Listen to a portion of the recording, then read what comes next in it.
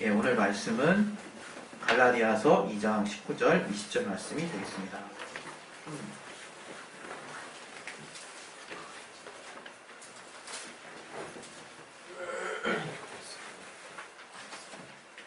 갈라디아서 2장 19절, 20절. 예, 우리 찾으셨으면 다 같이 갈라디아서 2장 19절, 20절 다 같이 우리 합독하겠습니다. 시작. 내가 율법으로 말미암아 율법을 향하여 죽었나니 이는 하나님을 향하여 살려 함이니라. 내가 그리스도와 함께 십자가에 못 박혔나니 그런즉 이제는 내가 사는 것이 아니요 오직 내 안에 그리스도께서 사시는 것이라. 이제 내가 육체 가운데 사는 것은 나를 사랑하사 나를 위하여 자기 몸을 버리신 하나님의 아들을 믿는 믿음 안에서 사는 것이라. 오늘 이 말씀 통해서 하나님이 우리 각자의 심령 가운데 깨닫게 해주실 것을 놓고 이 시간 기도하겠습니다. 하나님 아버지, 우리에게 믿음을 주시옵소서. 아버지, 깨닫게 해주시고 역사해 주시옵소서. 아버지, 하나님 함께 해주시고 내게 말씀의 지혜와 시간 능력 주시옵소서. 아버지, 붙들어 주시고 역사해 주시옵소서. 정말 주님께서 깨닫게 하시고 알게 하시는 귀한 은혜가 우리 안에 넘칠 수 있도록 도와주시옵소서. 주께 감사하며 예수 이름으로 기도했습니다.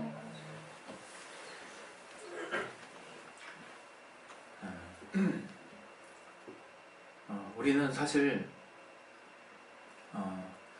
고민을 해야 됩니다. 우리는 삶을 사는데도 고민해야 되겠지만 내가 어떠한 신앙을 가져야 될 것인가에 대해서도 고민을 해야 됩니다.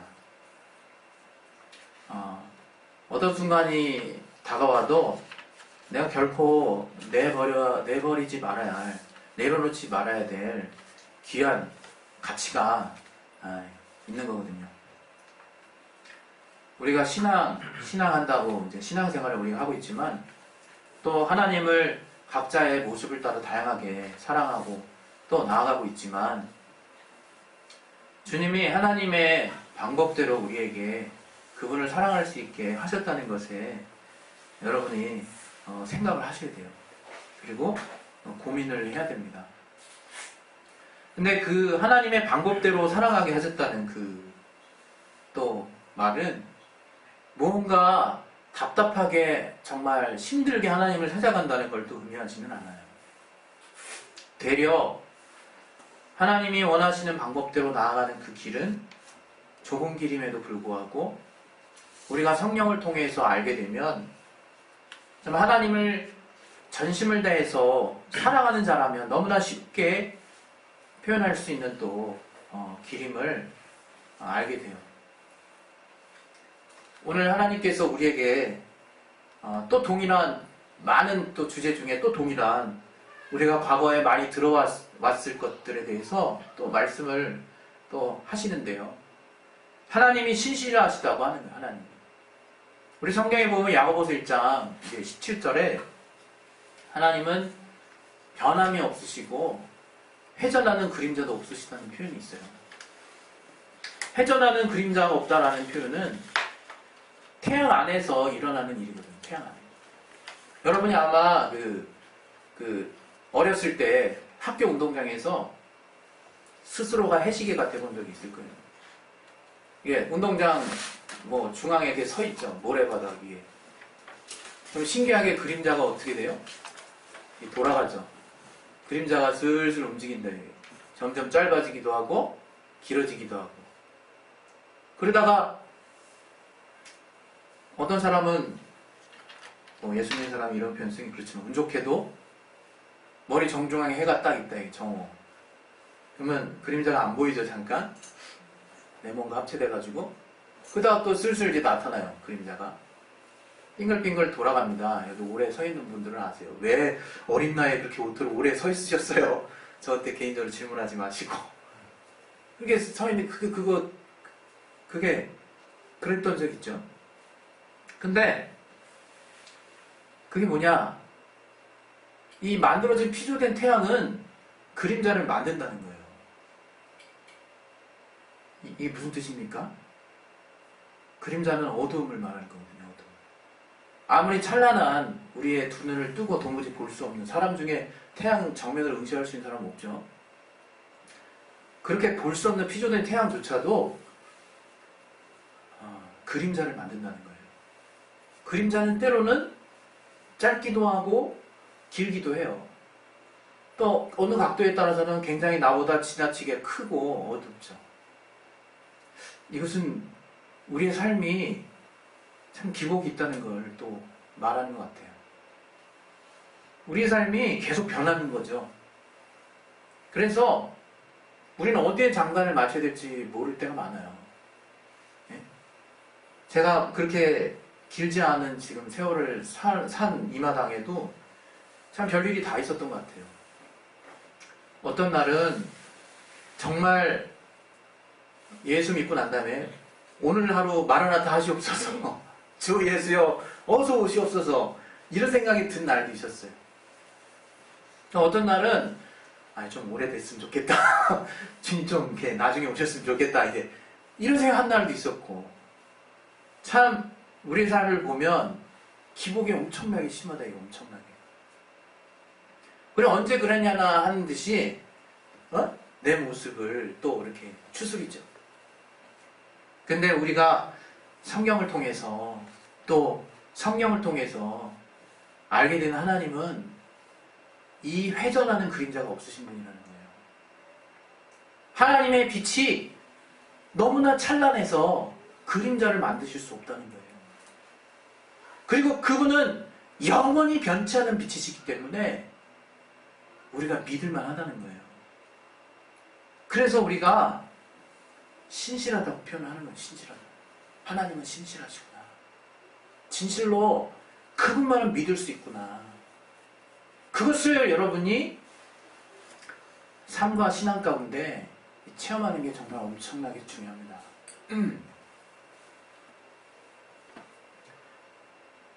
이 세상이 다 변하지만 하나님은 변하지 않으세요. 특히 하나님이 자신을 드러내심을 말씀을 통해서 나타내셨는데 그 말씀이 육신이 되어서 오신 그 예수를 통해서 우리가 변치 않으신 하나님을 만난 거예요. 정말 신실하신 하나님을 만난 거예요. 또 여러분 지금 여러분의 신앙에 그 예수의 공로, 은혜가 뭐라고 표현하는지 모르겠어요. 우리가 하나님을 알 때, 하나님의 신실하심을 얘기할 때 그 대표성 있는 명제가 무엇이냐? 하나님은 사랑이시다요. 그 하나님의 우리를 향하신 그분의 작정하신 우리를 향하신 긍휼함이 영원히 변치 않는다는 거예요. 거기서 신앙이 시작되는 거예요. 거기서 우리가 그 아들 예수를 통해서 발견한 그 신앙이 시작된다 이거예요. 그걸 갖다 우리는 진리라고 얘기하는 거예요.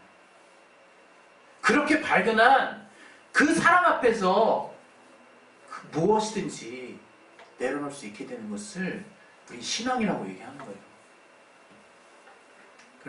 그러나 이러한 그 변치 않으신 하나님의 긍휼함을 우리가 삶에서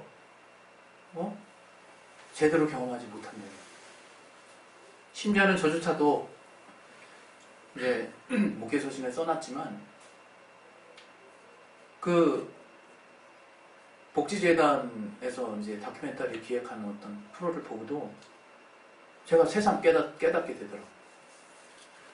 그 이디오피아에서 아주 열악한 환경에서 하루에 그 손바닥도 안 되는 그 작은 물고기를 잡아 먹으면서 그거를 한 끼를 해결하면서 정말 사는 아이가 정말 내일 모레 오늘 모레 하죠. 부모가 없으니까 형제를 연명하는데 그 물고기를 또 팔아요. 또 20원 하더라고. 20원 우리나라 돈.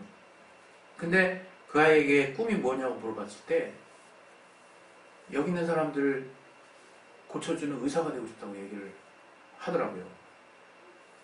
근데 참 많은 생각이 들더라고요. 그 짧은 프로그램 속에서 과연 내가 갖고 있는 소망은 무엇일까, 그런 생각이 참 들더라고요. 나는 왜 이렇게 환경에 의해서 좌지우지 되는 것일까?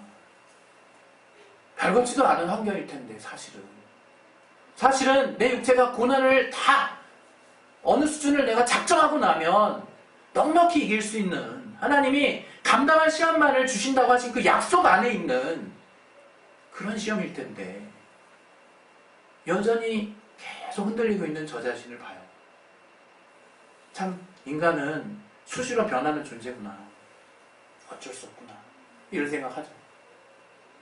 그러면서 제가 강렬하게 내 안에서 소망하게 되는 것은 주님이 내게 주신 변치 않는 진리라, 이게 진리. 그 가치를 내가 소유할 수 있게 된 그 자격이 엄청나게 감사하다, 이거 엄청나. 여러분, 이 세상은 다 변하는 거잖아요. 오늘 이 본문에서는 특별히 갈라디아 지역에 사는 갈라디아 교회, 갈라디아 뭐 교회가 구체적으로 갈라디아 교회 이렇게 있는 건 아니겠죠. 그 요한계시록에 나오는 그 소아시아 지방의 7교회도 갈라디아 지방에 있었죠. 그런 갈라디아에 있는 교회들을 향해서 바울이 지금 복음의 진수를 선포하는 거거든요. 그 복음의 진리, 그것을 강력하게 선포를 하는 거예요. 이 당시 바울은 이 갈라디아 교회를 지금 그 갈라디아 지역에 있는 교회에 대한 애착이 많았기 때문에 저의 3차 전도여행까지 총 5차례나 이 갈라디아 지역을 정말 갔다는 기록이 나와 있어요. 그 바울이 갈라디아 교회에 있는 사람들에게 강력하게 지금 말하는 게 있다, 이거에 있어요. 그게 뭐냐? 외식적인 율법주의자들에게 대해서 이 복음이 지금 위협을 당하고 있는, 이 지역 교회들이 위협을 당하고 있는 그런 순간들, 그런 어떤 상황이에요. 그 외식주의적 율법주의자들이 주장하는 바가 무엇이었냐? 바로 우리가 복음을 지켜야, 복음을 따라야 구원을 받는다. 그러나 율법의 핵심적인 것은 최소한 지켜야 되지 않겠냐, 이렇게 말을 하는 거였어요. 여러분, 한번 이러한 말을 지금을 사는 우리들에게 한번 적용을 해봤으면 좋겠어요. 우리가 복음을 만난 자들이거든요. 진리를 접한 자들이에요. 그러나 우리도 또 동일하게 그렇지만 우리가 그 복음이 뭘 말하는 거냐? 응? 율법을 말하는 거 아니냐? 율법에다가 하나님의 궁유를 말하는 거 아니냐? 그러니 율법을 지켜야 되는 거 아니겠냐? 이렇게 우리는 주장한다. 여기서부터 이제 여러분이 헷갈려질 수 있는데, 그렇게 된 결과가 어떤 결과가 나느냐? 참 아이러니하게 복음이 불완전하다는 결과를 낳았어요. 예수만으로 불완전하다는 결과를 낳았다. 여러분 잘 들으세요. 오직 믿음으로 이루어진, 믿음으로 의롭게 되는 그 가치가 흔들리기 시작했다. 오직 믿음으로만 주님의 100% 공로에 의해서 우리가 구원을 이루고, 구원을 여러분이 이뤘다, 이루어간다, 또 이룰 것이다, 다 맞는 말이죠. 우리는 하나님의 약속을 통해서 구원을 정말 이뤘어요. 그렇지만 우리의 삶을 통해서 구원을 이뤄가는 거예요. 그리고 주님이 다시 오실 때 구원은 완성되는 거예요. 그런 의미에서 구원을 정말 이뤘고 또 이루어지는 것이고 이룰 것이라.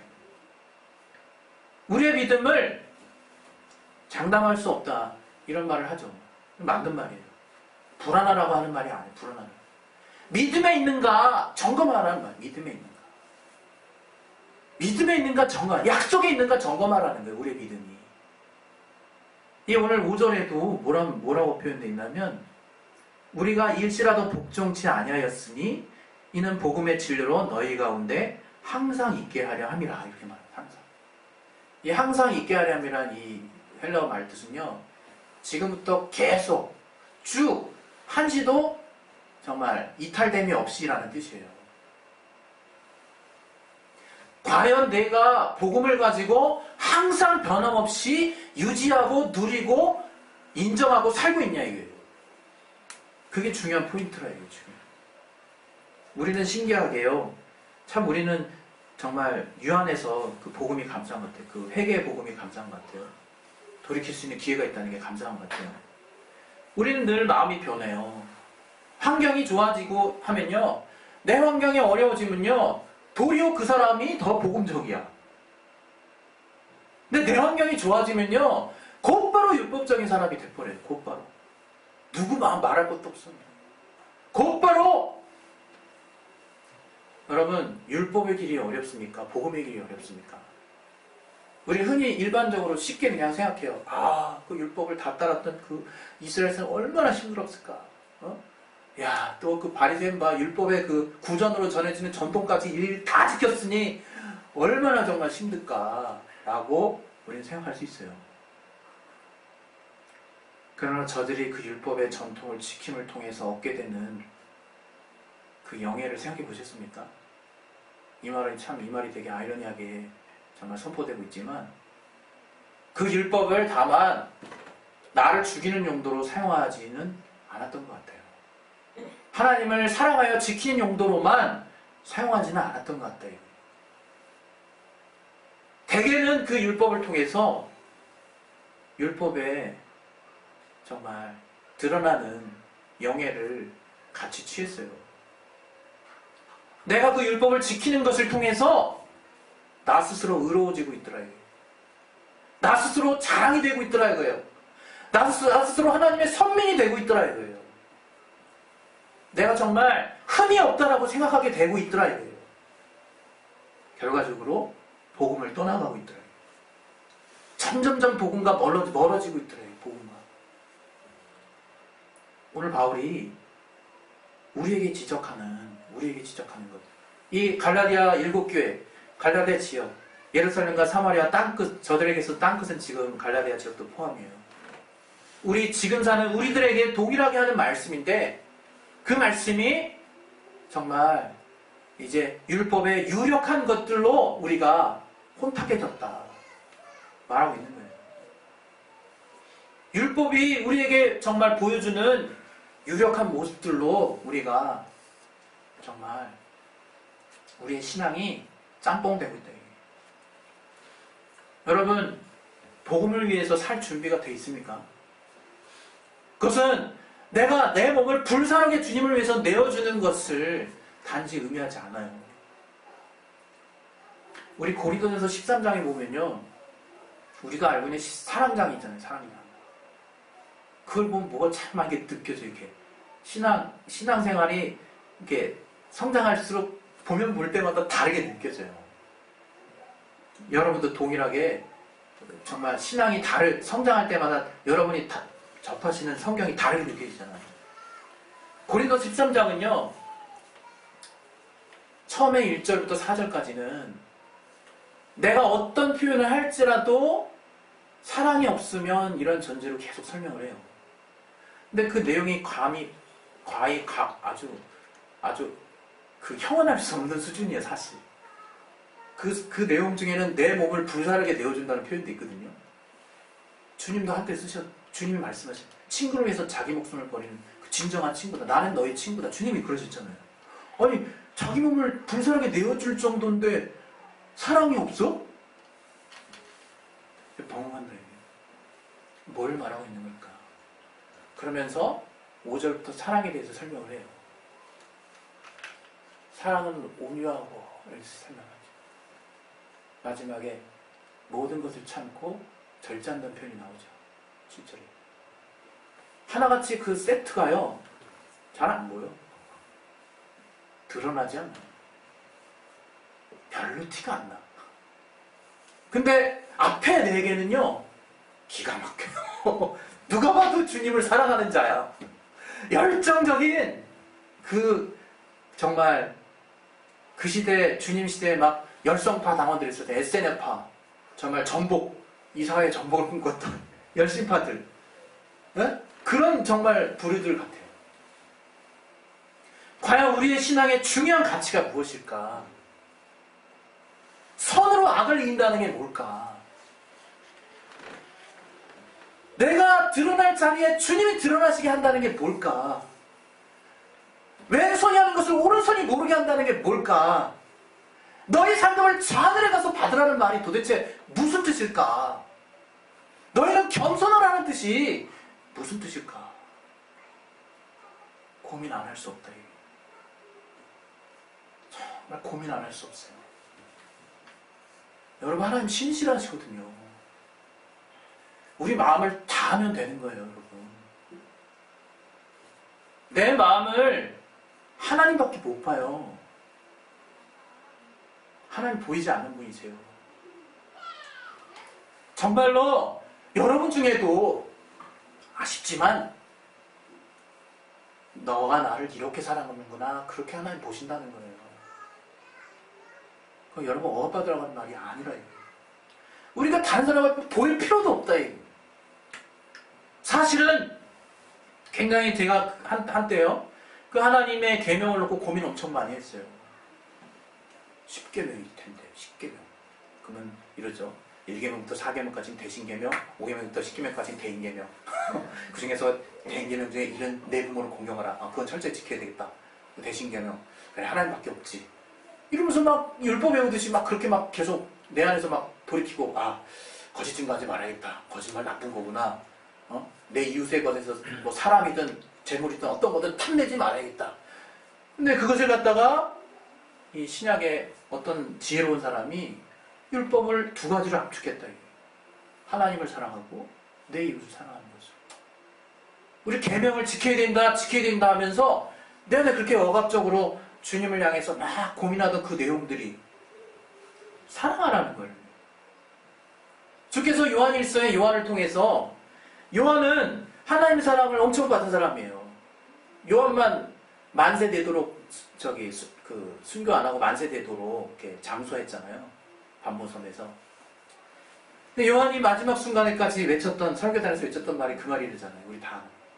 우리 여러분 서로 사랑하십시오. 그랬다는 거예요. 그게 요한일서에 나와요. 3장에. 요한일서 3장 한번 볼까요?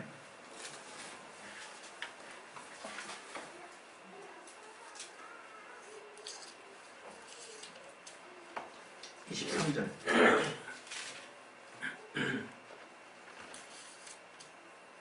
예. 같이 한번 읽겠습니다. 시작.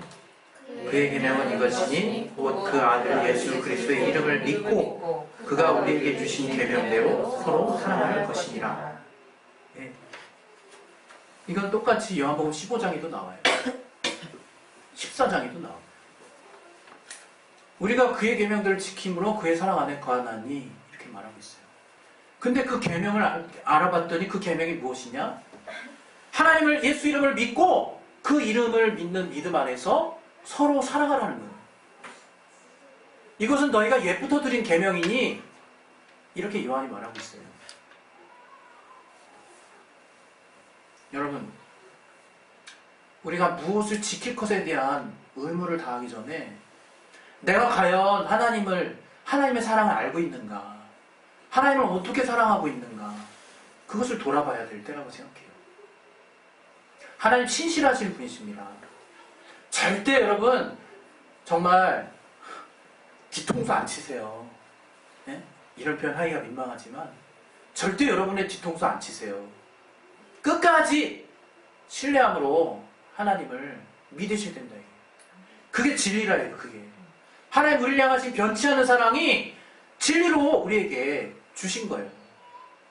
그래서 그 사랑을 내 안에 두고 있는 사람과 그렇지 않은 사람이 엄청난 신앙의 모습의 차이가 있다. 하나님의 사랑이 내 안에 들어온 사람은 굳이 나타낼 필요가 없는 거예요. 드러내고자 할 필요가 없는 거예요. 그리고 또 그분이 하신 말씀대로 그렇게 주님이 사랑하신 그 사랑대로 정말 내 옆에 있는 또 내 주변에 있는 사람들을 사랑하게 돼 있다. 우리는 막 이게 그 영혼을 먼저 사랑하는 거냐, 그 영혼의 사정을 먼저 돌아보는 거냐, 그런 우선순위를 때로 따질 때도 있고 막 여러 가지로 혼탁될 때도 있죠. 그러나 주님은 한 말씀 하셨다. 형제를 사랑하지 않는 자는 하나님을 사랑하지 않는 것이다. 그렇게 그냥 단언해서 말씀하셨대요. 요한을 통해서. 오늘 우리가 율법 앞에 우리가 완전히 죽어야 돼요. 갑자기 뜬금없이 또 율법 앞에 죽어. 율법은 내 힘으로 뭔가를 다 하기를 요구한다. 그래서 결국에는 그 내 중심에 정말 뭔가 나 스스로 만족감을 가지게 한다. 그러나 복음은 오직 주님을 통해서만 가능하게 한다. 우리가 사랑을 하는 것도 이제는 하나님이 하게 하셨다. 성령으로 사랑할 수 있게 하셨다. 그 성령을 의지하자 이거예요. 매 순간 내가 무언가를 지키려고 애쓰지 말고 성령을 더 쫓아 살아보자 이거예요. 뭔가를 지키려고 내가 내 스스로 해보려고 했던 그 결과가 할례를 끝까지 지켜야 되지 않겠냐. 왜? 이것 하나님이 그 구약에 우리 모든 이스라엘 백성들에게 하나님의 선민이라고 하는 가장 정말 눈에 드러나는 하나님의 계명이었다. 어찌 이거를 범할 수 있겠냐. 저들이 비록 복음을 받는다 하지만 할례는 끝까지 해야 된다. 저들이 주장했던 거예요. 그러나 바울이 담대하게 얘기했던 것은 너희들이 이것을 주장하는 순간 그 복음은 불완전한 것이 되고 너희가 도리어 그리스도를 죄를 짓는 자로 만드는구나 얘기를 한다. 그리스도께서 죄를 짓게 하는 자냐? 그럴 수 없도다. 너희들의 율법이 정말 율법이 이것을 지키지 않으면 죄인이라고 말한다면 복음만으로 사는 자에게 있어서 율법을 지키지 않는 자는 결국 죄인이구나. 그럼 그리스도가 죄를 짓게 하는 자냐? 말한다는 거예요. 제발 그 믿음으로 산다. 그렇게 하나님이 세우신 공로만으로 사시라. 그 공로만 인정한다면 예수만으로 사는 삶이 된다. 내가 잘나서도 아니고 내가 능력이 있어도 아니고 다른 사람보다 조금 더 많은 율법을 지켜서도 아니고 행위로 좀 더 의로워서도 아니고 이제 주님이 내게 보여주신 그 사랑의 원동력을 가지고 주님이 내게 알게 하신 성령이 내게 깨닫게 하시는 그 정말 인도하심을 따라 내가 하려고 하지 않고 하나님이 하게 하시는 그 인도하심을 진정으로 내가 쫓으려고 한다. 여러분, 우리는 율법의 한 터럭이라도 과감하게 내려놓으셔야 돼요. 그게 복음의 사람이에요. 그게 쉽지 않습니다. 그게 내 안에 의로움과 싸우는 거예요. 정말 내 안에 여러분 안에 내 안에 한 줌이 있는지 한 터럭이 있는지 한 움큼이 있는지 가득 차 있는지 모르겠어요. 그러나 내 안에 그 의로움과 하나님의 의를 바꿔야 된다 이거예요. 확실하게 바꿔야 된다 이거예요. 그래야 주님으로 사는 삶이 시작되는 거예요. 그것은 정말 때로는 되게 힘들어요.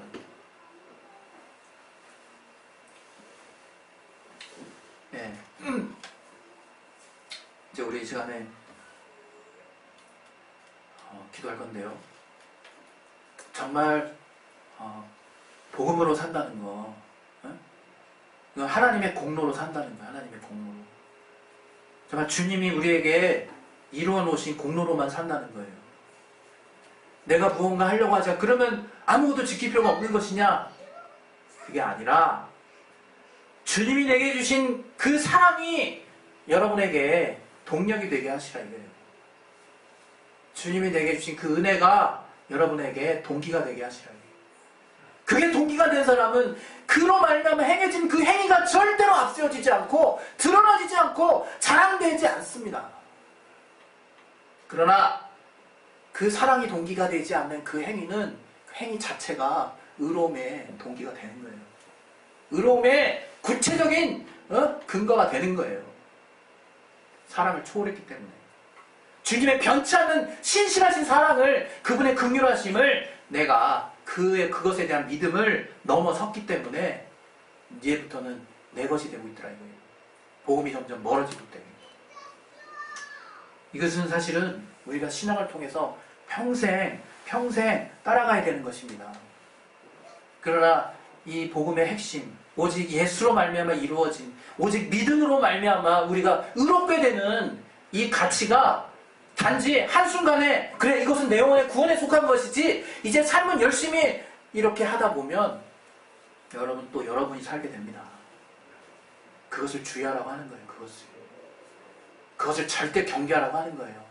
과거의 역사 가운데, 기독교 역사 가운데 그런 많은 오류로 점철되어 있는 역사가 신앙에, 성경에 써있기 때문에 우리는 오직 복음만으로 살아야 돼. 이 시대에 있어서 할례를 거부하는 건요 엄청난 일이었어요. 이건 진짜 어느 지역 가서는 진짜 이스라엘 사람 돌 맞아 죽을 일이에요, 이거는. 그러나 베드로가 이 유대파, 할례파 유대인들이 와가지고 딱 왔는데 베드로가 이방인들하고 식사하고 있었거든. 그거 딱 보는 순간 베드로가 눈치 보고 딱 피했어요. 왜? 이방인들하고 원래 하지 말는 게 율법에 써있거든, 계명이야. 그 구전되는 율법 안에. 눈치 본 바나바도 유혹돼가지고 바나바도 같이 떠났어요. 그 헬라파 유대인들이 당황하는 거지. 이 사람들이 왜 이러지? 바울이 책망한다. 대면에서 책망한다. 이게 면책. 너희들이 어떻게 정말 유대인이라고 자부하면서 유대인의 그 법을 지키지도 못하는 자이면서 어떻게 유대의 율법을 지키라고 그런 말을 하겠냐? 그게 율법 지키란 말입니까? 우리가 복음 안에 사는 자면 확실하게 하라는 거예요. 이제 걷어내라는 거예요. 복음답지 못한 건 과감하게, 믿음에 속하지 않는 건 과감하게, 행위에서 비롯된 건 나의 의로 말미암아 진행되고 있는 것은 드러나서 그것이 결코 덕이 되지 못할 뿐만 아니라 진리가 아닌 것은 과감하게 도려내자는 거예요. 얼마나 위협적인 순간인지 몰라, 이 교회가. 이 순간에 갈라디아 지역에 있는 교회가 이 외식적 율법주의에 빠져서 얼마나 큰 위협을 당했는지 몰라요. 그건 우리 삶에 직면한 문제입니다, 지금. 이 시간 우리 기도하겠습니다. 기도하실 때 정말 내가 외식으로 하는 것들, 또 내가 정말 비록 그런 것까지 몰랐어도 주님을 사랑함으로 시작되지 않은 내 안에 그러한 동기들이 그 복음을 떠나게 할 수 있다는 것을 여러분 정말 기억하셔서, 오직 믿음으로 시작된, 오직 주님이 나를 사랑하신 그 사랑을 성령을 통해서 깨닫고 그 사랑이 원동력이 돼서 시작되고 있는 나의 그 모든 믿음의 행위들이 오직 주님에게 영광을 돌릴 수 있는, 영원한 빛이 되시는 하나님께만, 그 회전하는 그림자 없이는 하나님께만 영광을 정말 돌릴 수 있는 그런 신앙이 될 수 있도록 나를 붙잡아 달라고, 현실의 삶 가운데 이 변하는 나에게 그 영원한 가치를 알게 하신 내게 오직 성령으로 나를 붙들어 달라고, 우리 자신의 신앙에 확고함을 놓고 이 시간 예수여 한번 하시고 기도하겠습니다. 예수여! 하나님 아버지 도와주시옵소서. 우리의 신앙에 오직 주님, 변치 않으시는 그 진리의 신은 변치 않으신 하나님의